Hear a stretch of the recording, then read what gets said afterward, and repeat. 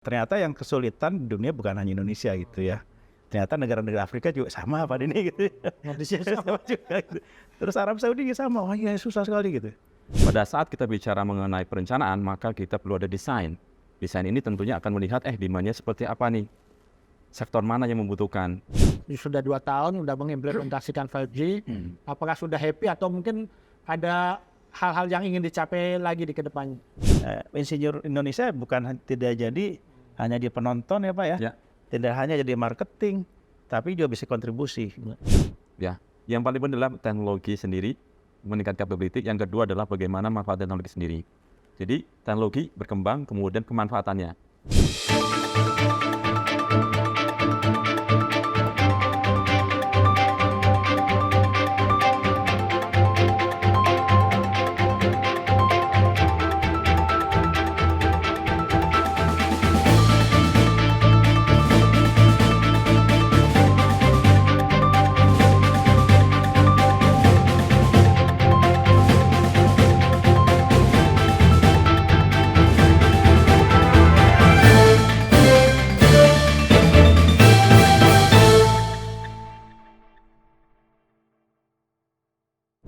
Halo Sobat BKE dimanapun berada, jumpa kembali di channel podcast BKE PI bersama saya Heru Stadi.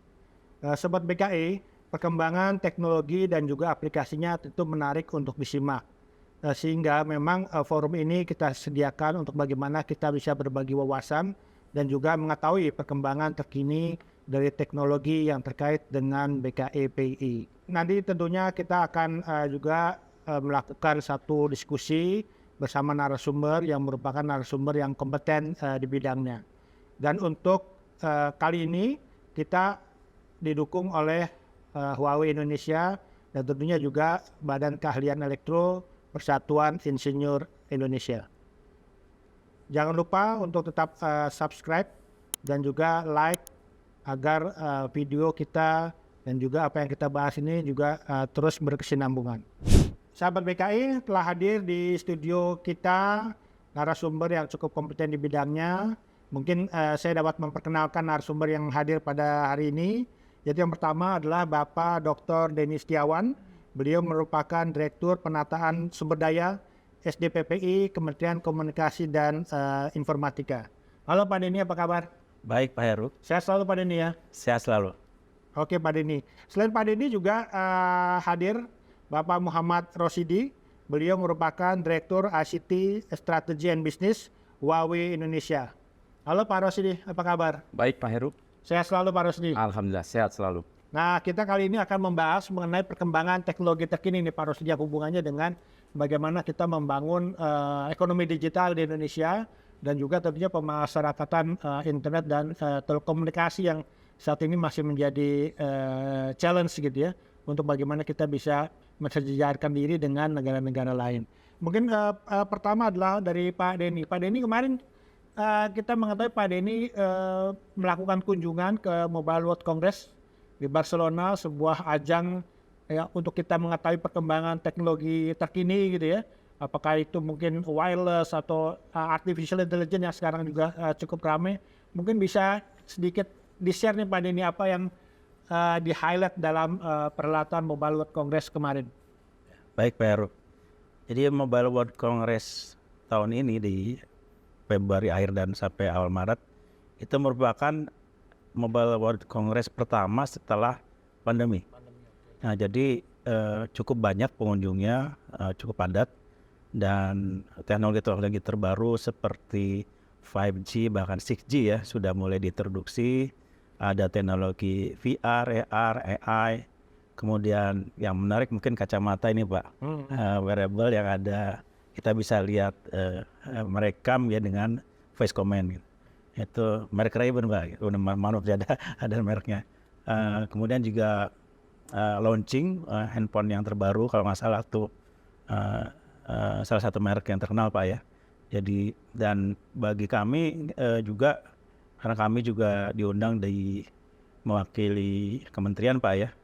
Nah, kita dibantu oleh Pak Dubes untuk mewakili di sidang ministerial program meeting ya.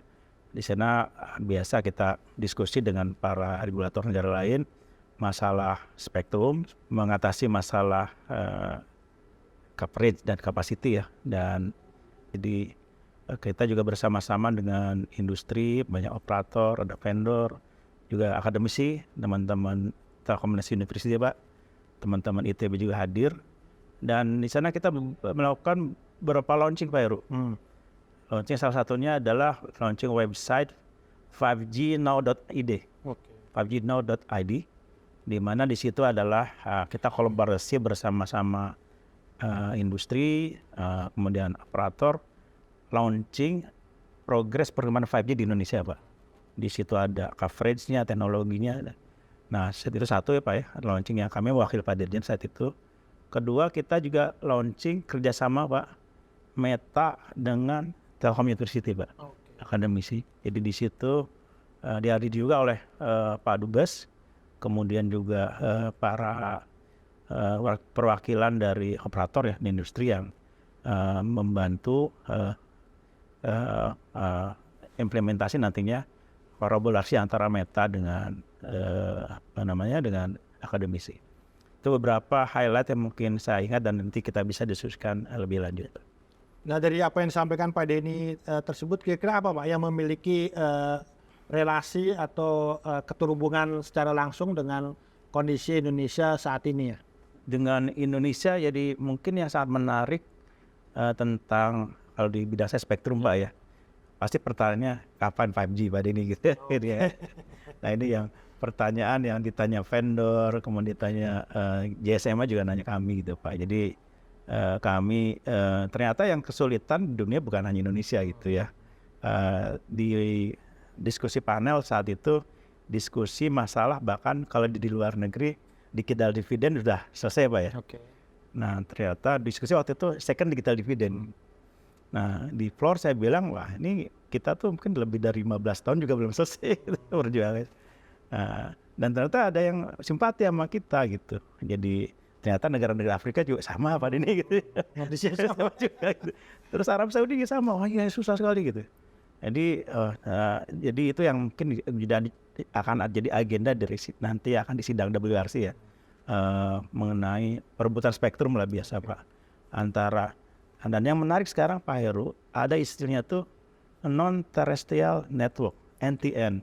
Jadi solusi itu nanti tidak harus semuanya terestrial, tapi bisa dikombinasi dengan satelit atau wahana lainnya. Ya, ini yang cukup menarik dan itu mungkin bisa diimplementasikan di Indonesia terutama untuk katakanlah kita untuk mengurangi masalah blind spot. Terima kasih Pak Denny. Nah kita ngomong blank spot tadi sempatnya Pak Denny Pak Rosidi ini sebagai apa yang juga mengembangkan teknologi gitu ya, Huawei Indonesia ini bagaimana melihat kondisi Indonesia saat ini, tadi juga disebut blank spot segala macam, apa kira-kira juga kontribusi yang bisa dilakukan? Baik Pak Heru, terima kasih Pak Denny untuk oleh-olehnya di Barcelona ya. Jadi memang menarik. Jadi kita menindaklanjuti apa yang bicara mengenai blank spot. Jadi ini adalah suatu topik yang sangat menarik dan Huawei yang sudah ada di Indonesia sejak tahun 2000, ya ada 22 tahun lebih di Indonesia dan tentunya menjadi salah satu bagian dari ekosistem yang tidak dipisahkan. Nah tentunya di sini Huawei bersama dengan berkolaborasi tentunya ya, artinya dengan pemerintah, dengan operator, dengan para juga stakeholders, ya, akademisi dan juga asosiasi, kita melihat bahwa ini menjadi konsen strategi nasional bersama ya, keseluruhan. Jadi Huawei dalam hari ini karena memang sebagai core bisnisnya penyedia teknologi, kita akan melakukan beberapa hal yang tentunya sejak berada di Indonesia selalu hand on hand. Yang pertama adalah bahwa isu coverage itu tentunya perlu adanya joint perencanaan bersama antara pemerintah, antara operator, bahkan dengan pemerintah-pemerintah daerah yang memang tahu persis mana daerah-daerah yang memang membutuhkan coverage. Pada saat kita bicara mengenai perencanaan, maka kita perlu ada desain. Desain ini tentunya akan melihat demand-nya seperti apa nih, sektor mana yang membutuhkan. Nah, pada saat kita bisa mendefine atau mendesain komponen apa, kebutuhan teknologi apa, maka masuk ke dalam implementasi. Pada implementasi, tentunya kita bisa melihat percepatan kata kunci untuk percepatan adalah bagaimana kita bekerja sama mendeliver solusi ini yang tepat guna tentunya, dan memang tepat secara fungsi, dan bisa memenuhi apa menjadi target pemenuhan coverage tadi. Begitu, Heru. Ya memang yang persoalan join bersama ini yang mungkin juga persoalan yang menjadi tantangan kita bersama gitu ya. Cuma tadi Pak Denny juga menyampaikan bahwa 5G ini juga bukan hanya di Indonesia nih Pak Rosidi ya, Yap. persoalannya. Ini kalau Huawei melihatnya apa sih kendala mungkin implementasi 5G kira-kira? Baik, jadi saya lebih melihat sebagai tantangan. Kalau tantangan itu menjadi kita antusias nih, bagaimana kita mengejar. Artinya di sini pada saat bicara 5G itu kita berangkatnya connectivity. Nah, connectivity ini secara demand itu semakin naik, Pak Heru. Bahkan kalau kita bicara mengenai connectivity akan lari ke arah bagaimana speed yang dibutuhkan. Sekarang itu kalau kita bicara statistika, di Indonesia itu data usage-nya mungkin sekitar 8 giga atau 10 giga. Yang sekarang nih, yang artinya relay dengan kebutuhan service tadi. Nah, ke depannya akan meningkat mungkin di 2030 itu sekitar 250 giga tinggi. Nah, hal ini adalah align terhadap kebutuhan yang mungkin secara konsep adalah demand dan experience makin meningkat. Nah, alignment dari ini tentunya kita melihat bahwa 5G yang tentunya ini continuity dari 4G, kemudian dia meningkat secara demand sehingga ada enabler di sini. Enabler adalah kunci utama dari teknologi sendiri. Pada saat kita naik menuju 5G, ada satu yang menjadi benefit. Yang pertama adalah cost. Jadi bit per cost-nya akan semakin rendah. Yang kedua adalah bagaimana meningkatkan experience, digital experience. Yang ketiga adalah bagaimana mengenable digital transformasi. Karena pada saat menuju ke 2030 dan 2045, ada satu poin yang kita bicara mengenai Big Five, global ekonomi, dan arah ke sana adalah digital transformasi. Jadi 5G adalah milestone, tapi yang kedua bagaimana kita melengkapi demand atau usage apa yang benar-benar katakan sesuai dengan vertical industry dan tujuan nasional, sehingga Huawei sebagai salah satu provider, salah satu penyedia teknologi akan mampu untuk bersama-sama dengan stakeholders membantu pemenuhan yang menjadi target nasional Indonesia kita. Semoga Indonesia menjadi maju. Begitu. Amin. Menarik kayaknya pembicaraan mengenai 5G. Nanti kita akan dengar bagaimana Pak Denny apakah sudah puas dengan implementasi 5G di Indonesia. Mungkin kita saksikan tayangan berikut ini lebih dulu. Silakan. Huawei is a leading global provider of ICT infrastructure and smart devices. Innovation is in our DNA. Huawei ranks number 2 in R&D investment in the ICT industry. Founded in 1987 in Shenzhen, China, Huawei supports telecommunication infrastructure to serve over 3 billion population across 170 countries and regions.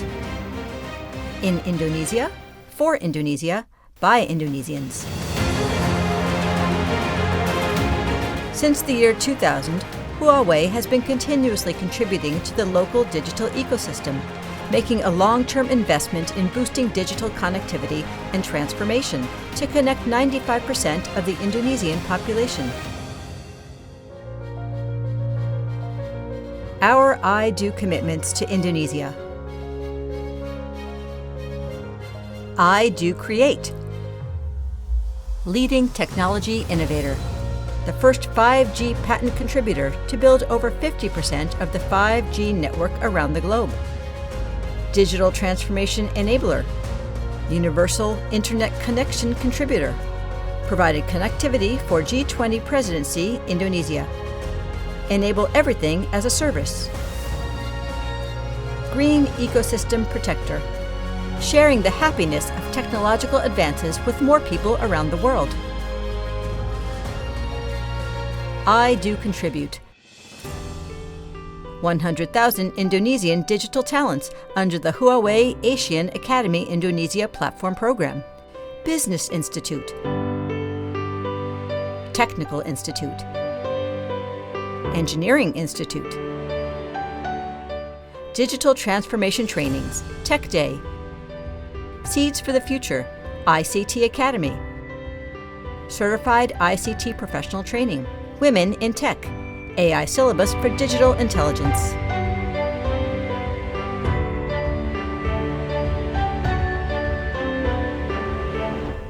Connect the unconnected.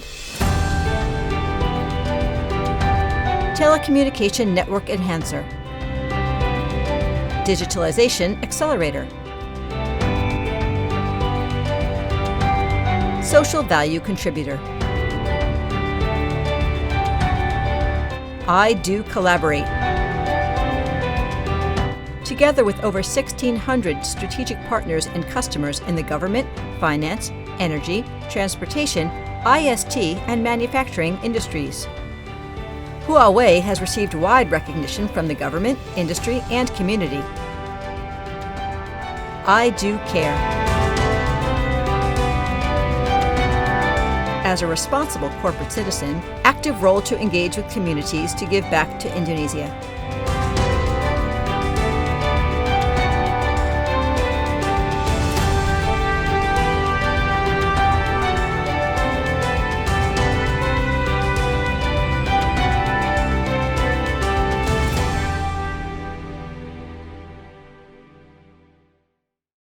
Oke, Sobat BKE, kita lanjutkan diskusi kita. Pak Denny, tadi kita bicara tentang 5G. Dari pihak pemerintah nih, kira-kira udah happy belum sih dengan implementasi 5G di Indonesia? Karena kita hampir, baru 1 tahun dari 2021 ya. Hampir sudah 2 tahun udah mengimplementasikan 5G. Apakah sudah happy atau mungkin ada hal-hal yang ingin dicapai lagi di kedepannya? Ya tentunya belum ya Pak Heru ya. Kita waktu itu ketemu sama teman-teman Okla ya, Open Signal. Kadang-kadang kita suka malu gitu, kita number 9 of 10 di ASEAN gitu ya. Dan salah satunya negara-negara tetangga kita itu udah implementasi 5G. Ya. Jadi langsung lompat gitu ya. Nah terutama di band-band yang masih tanda kutip bermasalah Pak Heru ya. Kita ada band 700 mega ya hertz ya yang sekarang kita masih menunggu ASO ya, dan mudah-mudahan dengan kepemimpinan Pak PLT Menkominfo ya mudah-mudahan ini solusi akan segera disolusikan. Kemudian band 3,5 giga yang kami sedang berusaha untuk mencari metode yang pas untuk katakanlah migrasi teman-teman satelit. Kita udah diskusi cukup panjang Pak Heru dengan teman-teman satelit ya, dan mudah-mudahan ada solusi dalam waktu tidak terlalu lama. Kemudian ada millimeter wave yang juga berpotensi, tapi memang karena small cell ya Pak ya, jadi kita harus cari formula yang tepat gitu untuk mendistribusikan spektrum tersebut. Nah ini memang juga ada satu challenge masalah valuasinya Pak, ya karena kalau terlalu mahal operator juga nggak bisa ngebangun gitu ya, tapi kalau terlalu murah kami juga jadi bermasalah gitu Pak. Sehingga ini kita juga sedang mengkaji di satu sisi valuasinya berapa, kompensasinya juga berapa, apa ini juga menjadi challenge. Kita berharap walaupun di sekarang nih terus terang Pak Heru sedang masa-masa yang memang menjelang pemilu ya Pak ya. Ini kita akan menunggu arahan dari pimpinan gitu. Mudah-mudahan kita masih tetap optimis Pak, masih kita coba apapun kita siapkan semua opsi itu, dan kalau memang sudah kita siap mudah-mudahan kita bisa menghasilkan dalam waktu tertentu lama. Apakah 5G ini bisa menjadi jembatan untuk kita menjawab masalah yang tadi Pak Denny sampaikan, itu adalah internet kita ini masih agak terbelakang nih Pak Denny? Sebenarnya kalau bicara internet itu cepat tuh tidak hanya aksesnya Pak Heru ya, kita butuh fiberisasi. Nah jadi bagaimana katakanlah jalur urat nadinya ya Pak ya, baik backbone, backhaul yang ke BTS itu juga kapasitasnya besar. Ya kalau misalnya aksesnya 5G kemudian urat nadinya masih lelet ya juga lelet juga Pak ya kan. Nah ini yang betul. Makanya tadi saya setuju dengan Pak Rosidi ya, kolaborasi. Bagaimana kita diskusi dengan teman-teman Pemda, dan tentunya ini tantangan yang challenging ya. Di Indonesia kata koordinasi mudah diucapkan, tetapi ya itu kita tidak menyerah. Kita tetap berusaha mencari formula yang tepat dan tentunya ini kita kombinasi Pak Heru. Tidak bisa satu teknologi selesai semuanya.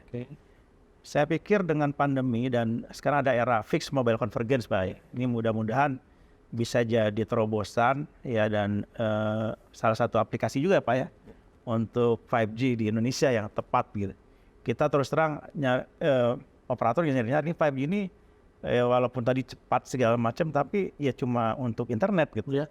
Kalau untuk industri 4.0 ini kita harus ngomong sama teman-teman industri, mungkin perlu satu edukasi, sosialisasi, kemudian karena beda kalau industri kan sifatnya dia jangan sampai dong informasi saya keluar gitu ya.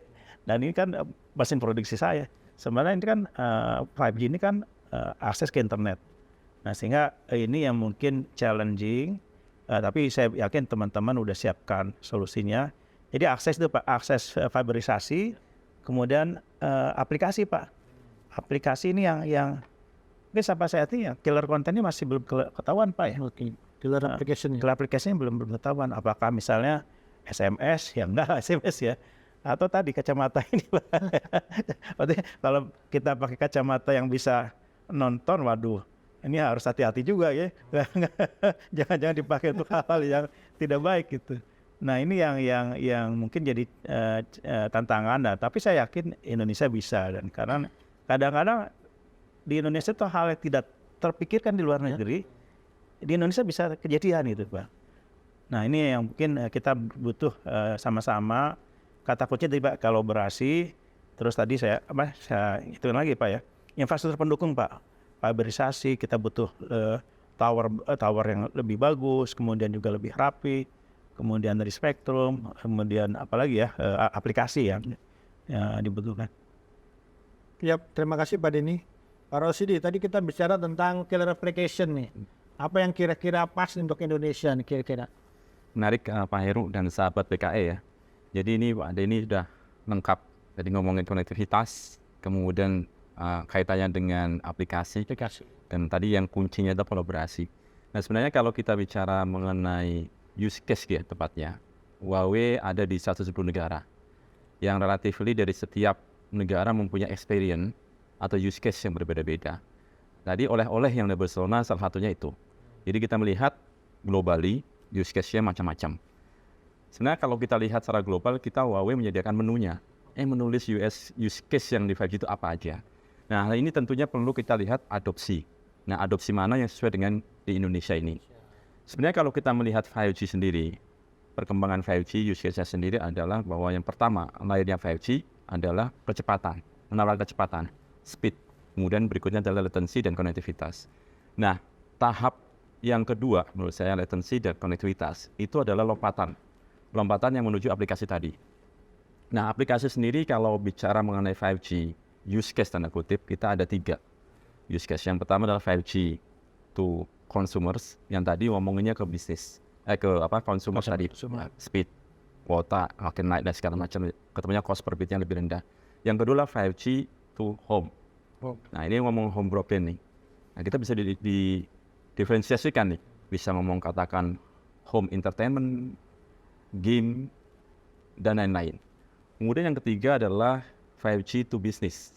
Nah ini yang 5G to business ini adalah bagaimana 5G ini bisa secara optimum untuk memberikan kemanfaatan terhadap vertical industry yang kita gadang-gadang sebagai digital transformasi. Nah tingkatan-tingkatan ini tentunya akan kita bisa melihat, konsumer sudah pasti. Sebenarnya itu udah adopsi sebenarnya ya. Nanti tinggal kita lihat, karena pada saat kita ngomongin 5G, idealnya itu full coverage dan full capacity. Tapi di sini kita ngomong lagi tadi Pak Denny udah menyampaikan, sangat challenging fiberisasi. Nah ini kata kunci fiberisasi. Kemudian meningkat dari itu, maka akan ada namanya kriteria adopsi use case per area, per density. Yang kita kenal seperti perkotaan, kemudian sedikit lagi suburban, kemudian rural. Nah masing-masing itu pasti ada punya demand. Ya, bisa jadi misalnya katakan untuk daerah perkotaan, ini ngomongin smartnya ada semua. Ya, smart health, smart edukasi, itu sebenarnya udah masuk. Tinggal bagaimana konten-konten ini yang tadi sahabat BKE bisa juga untuk memberikan input ya. Artinya apa sih fasilitas yang dibutuhkan. Karena talent-talent di Indonesia tinggi banget. Developer, nah tinggal di fasilitas ini. Kemudian berikutnya nanti yang daerah sedikit rural dan kemudian kita bicara mengenai industri, adalah industri yang membutuhkan di situ otomatisasi. Dan berikutnya mungkin agro, bisnis dan lain-lain. Nah ini yang harus kita olah. kalau kita menentukan apa dulu, sebenarnya kita harus ada joint planning tadi. Yang membutuhkan kira-kira kita bertanya, kemudian apa yang menjadi jawaban dari yang kebutuhan tadi. Begitu, Pak Heru. Terima kasih. Menarik Pak Rosidi. Selain 5G tentu yang teknologi berkembang saat ini kan juga terkait dengan kecerdasan buatan ya Pak Denny ya. Kemudian juga kita bicara Internet of Things. Apa yang kemarin oleh-oleh dari Barcelona Pak Denny yang bisa mungkin nanti juga menjadi catatan kita dalam mengembangkan kecerdasan buatan dan Internet of Things. Ya, bulan akhir Februari Maret tuh yang lagi tren kan ChatGPT sama Microsoft ya kalau nggak salah Bing ya gitu ya. Dan itu menjadi tema yang menarik gitu. Tentunya di bidang policy regulasi juga secara hukum AI itu bagaimana sih gitu ya. Apakah AI ini bisa menjadi menggantikan posisi manusia gitu Pak. Karena di kampus-kampus juga pada khawatir juga mahasiswa bikin disertasi, bikin tesis atau skripsi pakai ChatGPT selesai gitu kan. Bahkan ini aja Pak, anak putra saya di Bandung ya. Jadi ada dan dosennya di lab kimia. Nggak boleh pakai mesin ketik Pak, komputer. Harus di lab tuh pakai tangan. Kenapa? Karena kalau pakai tulisan komputer, mungkin nanya ChatGPT langsung selesai gitu. Harus tulis tangan. Nah ini nih. Jadi ya itu yang jadi menarik ya di sana. Kemudian juga kalau kita bicara AI, kita bicara aja big data Pak. Ya. Salah satu yang saya menarik yang crowdsource ya, yang teman-teman mungkin di vendor atau operator ya, biasanya kan pakai drive test Pak ya. Nah dengan big data analitik nih Pak yang luar biasa, kita bisa tahu nih kualitas sinyal gitu di gedung ini, siapa operator yang bagus, kemudian berapa bitrate-nya, uplink ini luar biasa gitu Pak. Bahkan di sepanjang ada sinyalnya gitu Pak, itu bisa tahu coverage-nya, itu sangat menarik. Kita bicara AI, contohnya mungkin yang implementasinya adalah drive yang taat pada supir tuh driverless autonomous car ya.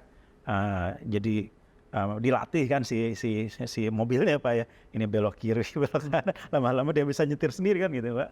Dan Asian Games kita udah pameran waktu itu. Yang kemarin menarik tuh, tapi kita nggak sempat dia terbang ya. Ada helikopter Pak, helikopter kecil bisa pakai 5G tuh Pak, ada AI juga itu. Wah ini bisa kalau saya nggak ada ini pilotnya, mudah-mudahan selamat gitu. Nah ini menarik kita bicara terutama di bidang otomotif Pak ya, otomotif karena kebutuhan biasanya untuk yang truk yang biasanya kan Pak ya, yang membawa logistik segala macam itu juga ya kita udah lihat lah implementasi AI di smart car yang mobil-mobil yang sekarang terbarukan ya, data mohon maaf yang baru ya, yang itu middle class hub class bahkan sudah ada di Indonesia. Nah itu Pak, jadi AI, IoT ya, sensor ya juga banyak diimplementasikan. Saya sebenarnya gini Pak Heru, kemarin tuh sempat diskusi sama Pak Duta Besar gitu. Ini tiap tahun kita ke Barcelona gitu ya, banyak orang Indonesia sana. Kenapa nggak kita bikin booth di sana gitu Pak? Ya kan, ditantang sama Pak Duta Besar, bisa nggak Pak Denny gitu. Pak Duta saya bilang, ya kenapa tidak, kita ya paling nggak kita planning dulu lah. Salah satu yang saya kepikiran gitu, kalau misalnya kita bikin teknologi susah lah Pak ya. Ya kita akan kita bukan head to head sama Huawei atau dan vendor lain, tapi kita kolaborasi Pak ya. Apa misalnya yang Indonesia paling unggul? Saya Pak, kopi Pak, ya kopi batik atau apalah. Tapi kita bikin narasi aja, gimana kita bikin mesin kopi yang pakai sensor gitu Pak. Tapi kita bikin narasi nih Pak gitu ya. Nah ini hal yang sebenarnya bisa kita buat demikian, apa kompetensi atau keunggulan Indonesia dengan teknologi, dengan dorongan teknologi, sehingga kita tidak, walaupun kita tidak langsung hardware gitu head to head sama teman-teman Huawei gitu, kita bisa kolaborasi. Kenapa tahun depan atau 2 tahun lagi misalnya kalau siap dengan teman-teman di akademisi yang dengan Meta segala macam, suatu saat kita tampil di Barcelona gitu Pak, kita punya bot, kita nih. Kemarin kita tampil juga kan di Jerman, Indonesia. Nah ini Emirat Arab kemarin ya. Betul. Nah ini Barcelona ini hampir seluruh dunia kan pas tahun sekali lah. Nah, ini malah ditantang sama Pak Duta Besar, bisa nggak? Pak Duta mesti ngomong dulu sama teman-teman. Nah, saya ajak teman-teman BKPI lah nanti. Ya betul. Jadi jangan jadi penonton gitu kan, kita bisa itu. Kita juga menjadi pemain nih. Pemain. Kalau nonton doang nggak rame nih ya. Menarik nih Pak Denny. Pak Rosidi tadi juga disampaikan tentang beberapa hal ya oleh Pak Denny tentang pemanfaatan AI, IoT. Dari semua ini apa sih yang kira-kira pas gitu bagi Indonesia yang memang dibutuhkan? Iya. Ini tadi pembelajaran yang menarik ya. Tadi ada satu sampel. Kata kuncinya adalah local strong. Jadi local strong ini apa yang sehingga kita bisa melakukan lebih. Yang karena pada saat local strong ini tentunya tujuannya adalah lebih produktif, efisiensi. Nah, ini adalah enabler-nya teknologi. Nah sekarang ini kalau kita melihat trennya, kita kan komunikasi bukan lagi people to people ya. People to people, people to thing, dan thing to thing. Nah ini akhirnya ngomong nih, thing to thing nih.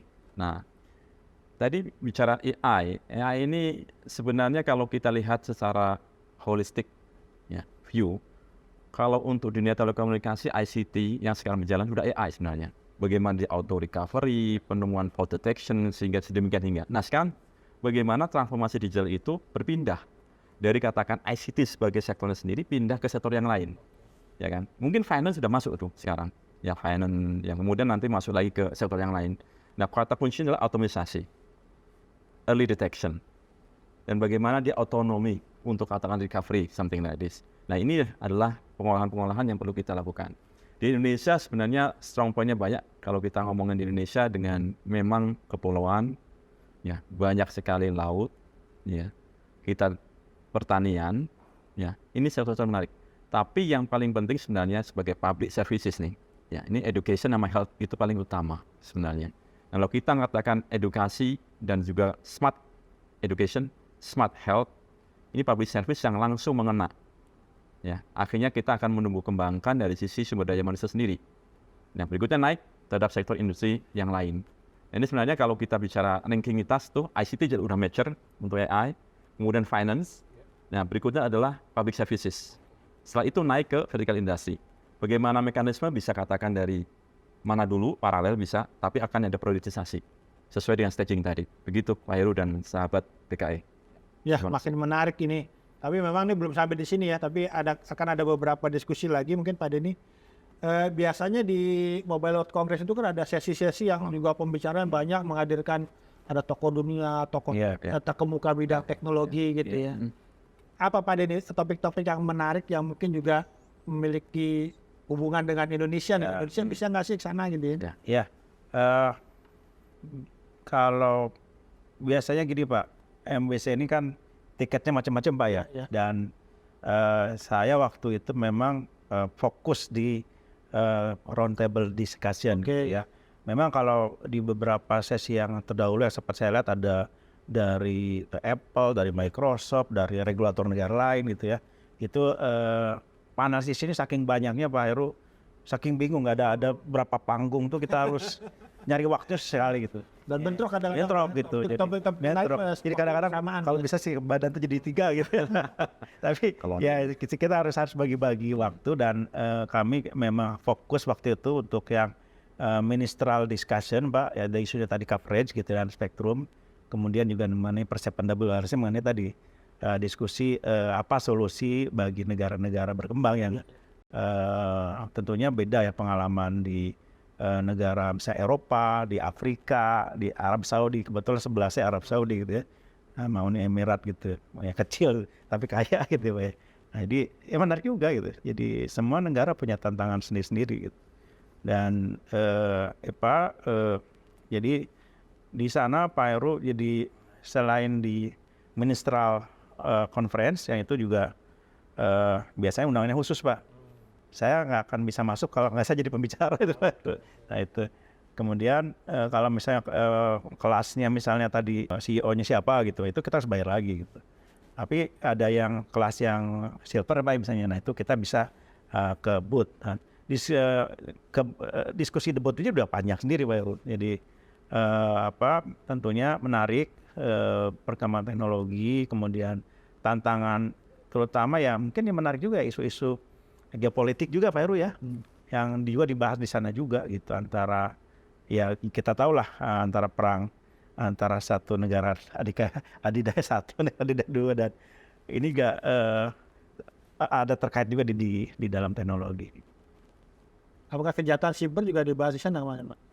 Saya pikir kalau dicari ini ada, Pak. Sebetulnya saya tidak mengikuti secara detail ya, tapi pasti ada ya. Cyber security. Kebetulan waktu itu kita juga sama teman-teman ini ya Pak ya, BSSN Pak ya, dengan didampingi oleh teman-teman Huawei juga. Saya tidak tahu detailnya Pak, tapi saya yakin itu pasti dibahas.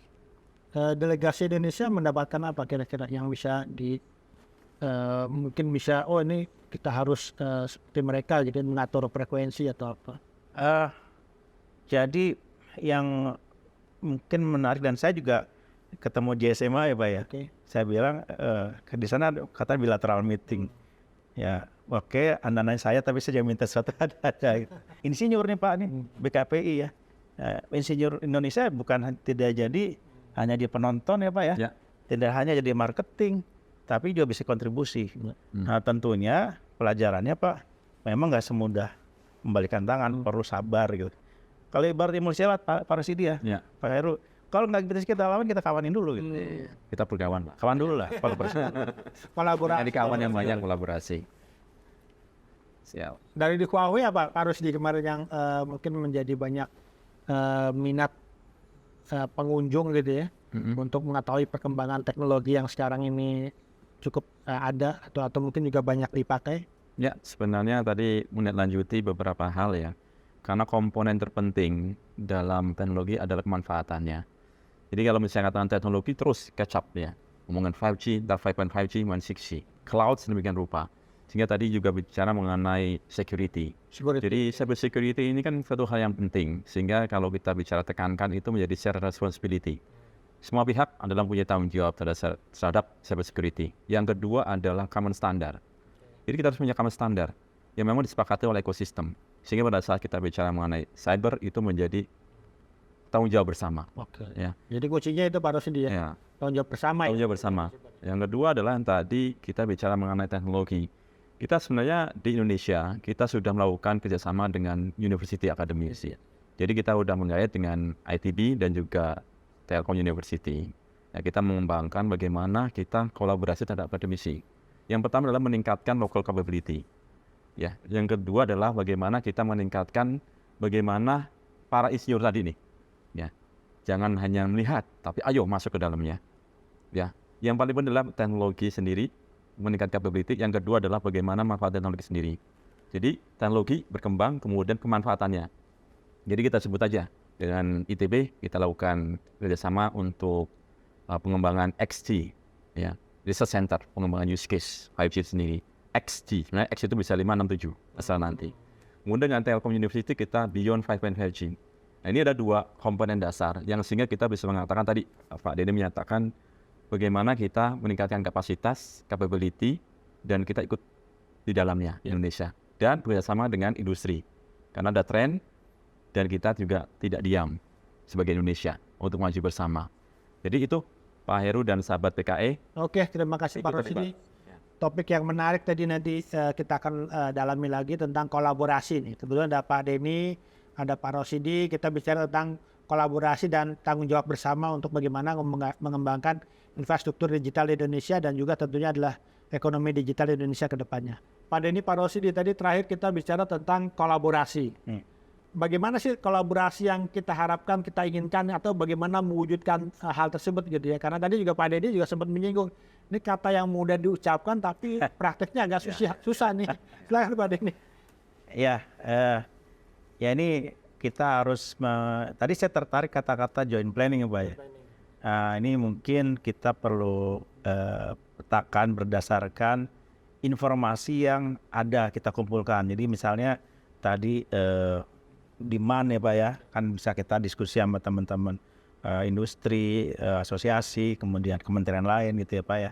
Kemudian juga dengan sumber daya yang kita punya, katakan tadi fiber optik, kemudian spektrum, kemudian lokasi-lokasi yang sudah ada gitu.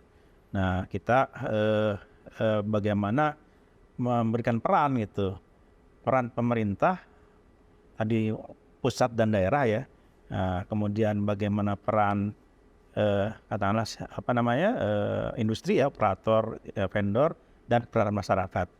Nah, jadi kadang-kadang kita, kalau saya boleh ibaratkan dengan musik Pak ya. Nah, ini kalau orkestra Pak ya. Orkestra tuh kalau musiknya sinkron, ada dirijennya Pak ya.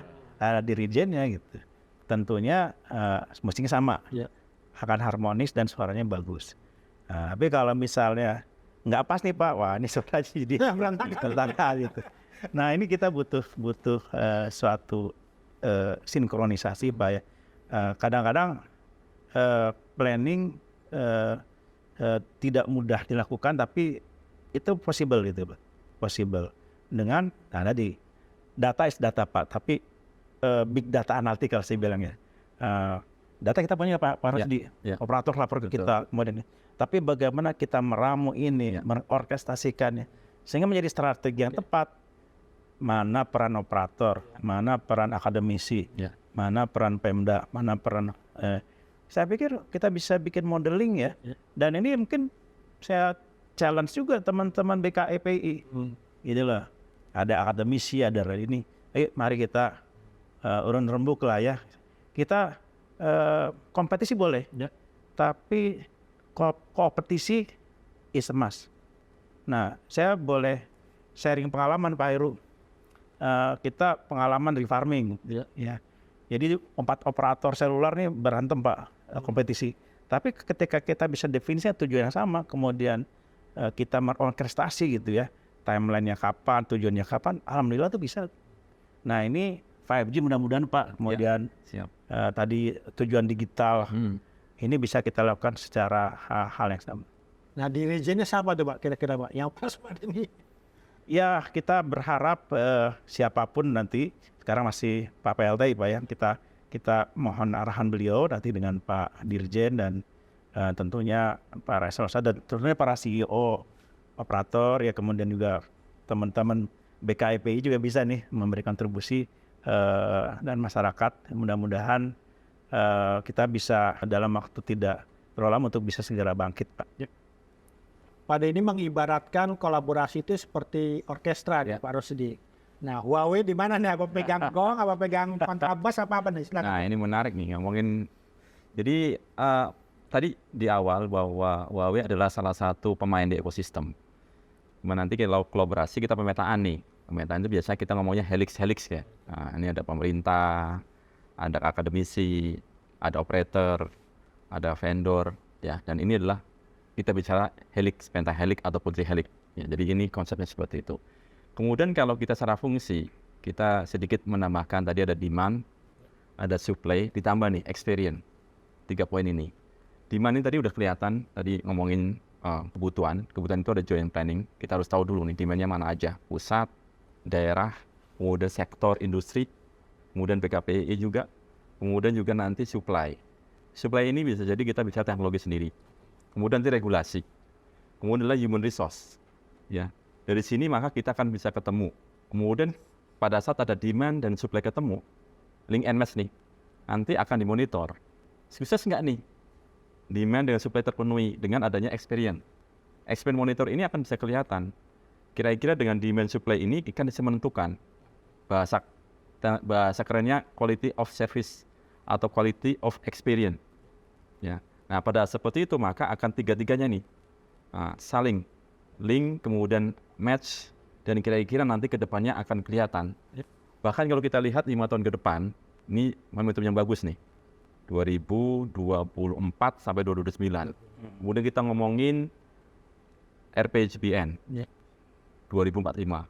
Kemudian 2030. Nah, ini adalah momentum yang sama dan sangat tepat sekali. Joint planning, kolaborasi yang sehingga mewujudkan output yang precise, yang clear target, sehingga kita bisa menentukan tiap tahunnya langkah-langkahnya berkesinambungan. Sehingga semua stakeholder itu tahu satu halaman, satu titik, sehingga kita yakin bahwa Indonesia mencapai 5 besar di 2045, saya yakin tercapai. Ya, sebagai orang Indonesia, sebagai nationality dan PKEPI juga terlibat sangat kuat tentunya di sini. Dan potensinya luar biasa, pasti kita bisa. Gitu Pak Heru. Kita bisa, tapi ngomongin SDM ini gimana nih Pak Rosidi? Dan apalagi dengan perkembangan teknologinya cepat gitu ya. Yang kemarin baru kemarin kita ngomongin 4G, sekarang udah 5G. Nanti Udah masih kecil lagi. udah 6G lagi. Gitu ya. Betul. Ini SDM-nya kita Siap. cukup nggak Nah, atau harus seperti apa gitu ya? siap. Jadi menariknya pada saat ngomong SDM ini ada dua hal. Ada ngomongin kompetensi dan kapasitas. Ya. Kompetensi ini memang ada istilah link and match gap analysis antara industri ya dan akademisi. Kita harus sama-sama tadi kolaborasi yang sangat kuat langsung involve. Kemudian kalau di Huawei sendiri kita taking care penciptaan 100.000 digital talent selama 5 tahun dari tahun 2020. 3 tahun nih kita udah mencapai 80%. Ya, dengan sektor katakan akademisi yang vokasional, profesional dan juga para penentu kebijakan. Sehingga kita align nih. Nah, tentunya ini untuk mendukung bagaimana kebutuhan dari Presiden sendiri. Pak Jokowi menyampaikan bahwa sumber daya manusia untuk ICT sangat luar biasa kebutuhannya karena next oil adalah digital. Jadi ini adalah hal yang sangat penting. Sehingga menurut kita adalah bagaimana kolaborasi antara industri, policy, dan juga target untuk bisa kita bersatu padu untuk menciptakan talent-talent yang memang bisa untuk menjadi andalan Indonesia. Gitu, Pak Heru. Kalau dari pemerintah apa Pak Denny upaya untuk agar SDM kita ini juga bisa mengikuti perkembangan teknologi, perkembangan zaman, dan juga bahkan sebenarnya pengen juga kita mengekspor nih ahli-ahli kita ya ke luar negeri. Betul.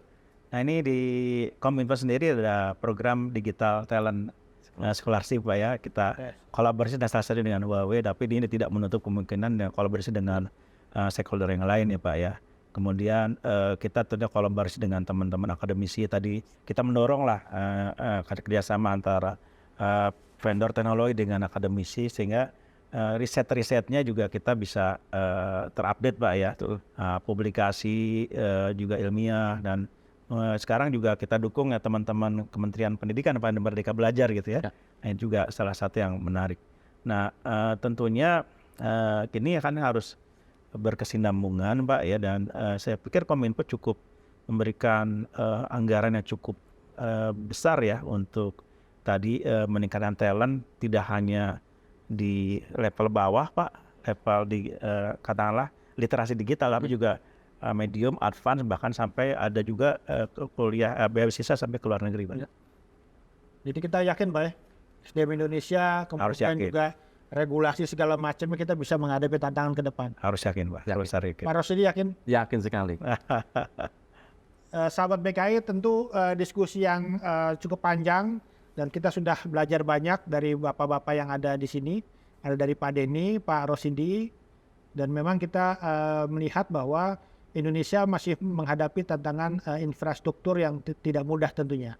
Infrastruktur internet broadband yang masih belum merata, masih terjadi kesenjangan, tapi upaya tetap terus dilakukan.